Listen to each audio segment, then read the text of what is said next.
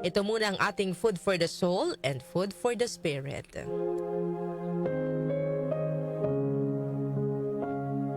Mayroong grupo ng kalalakihan ang tinangkang akyatin ang isang mataas na bundok.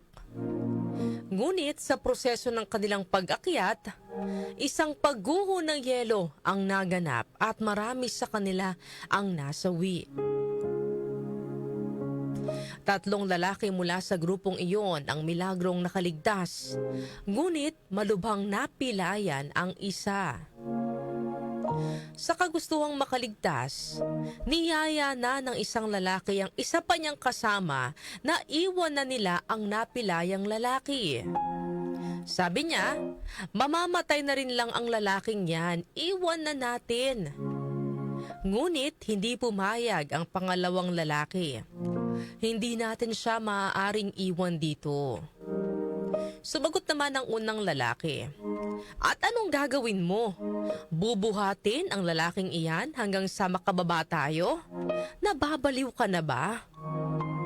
Sumagot muli ang pangalawang lalaki. Mas hindi ko makakayang iwan siya rito. Napailing na lang ang unang lalaki at nagdesisyong iwan na ang dalawa.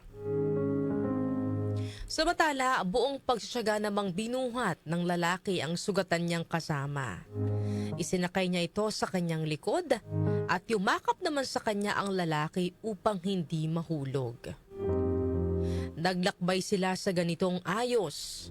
Kahit na nga mahirap ay tiniis ng lalaki. Mailigtas lamang ang kanyang kasama. Makalipas ang 2 araw ng paglalakbay, laking gulat ng 2 lalaki nang madaanan ang isang bangkay. At nakilala nila ang bangkay na iyon. Bangkay iyon ng lalaking umiwan sa kanila. Ano ang nangyari? Tanong po ng napilayang lalaki. Sumagot naman ang isa pang lalaki. Marahil, hindi niya nakayanan ang lamig at bumigay ang kanyang katawan. Pero tayo, nakayanan natin dahil magkasama tayo at magkalapit ang katawan natin ng ganito. Ang init ng ating mga katawan ang naging proteksyon natin sa matinding lamig. Ano po ang aral na mapupulot po natin sa kwento natin ngayong umaga? Walang magandang maidudulot mga kanyusik, no, yung pagiging makasarili. May mga pagkakataon na iniisip natin na mas magiging ligtas tayo kung uunahin natin ang ating sarili. Akala natin mas madali ang mabuhay kapag iniwan natin ang iba, lalo na kung sila ay nagiging pabigat sa atin. Ngunit ipinapakita po sa atin ng kwentong ito na hindi laging ganon ang nangyayari. Yung lalaking handang iwan ang kasama niya, siya pa ang hindi nakaligtas. Samantalang yung 2 lalaki na kung saan yung isa ay binuhat ang kanilang kasama na napilayan, ay sila pa yung nakaligtas mga kanyusik. Ang pagmamahal at pagmamalasakit sa ating kapwa ay kadalasang may magandang bunga.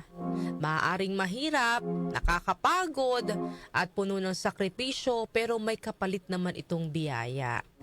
Ang totoong malasakit mga kanyusik ay nasusukat, lalo na sa mga panahong tayo mismo ay hirap din sa buhay. Siyempre madaling magmahal kapag magaan ang buhay. Pero ang tunay na pagmamahal ay yung mananatili ka pa rin kahit mahirap na, kahit may dahilan na para sumuko at mang-iwan. Kapag pinili po nating magmalasakit, hindi lamang natin inililigtas yung iba.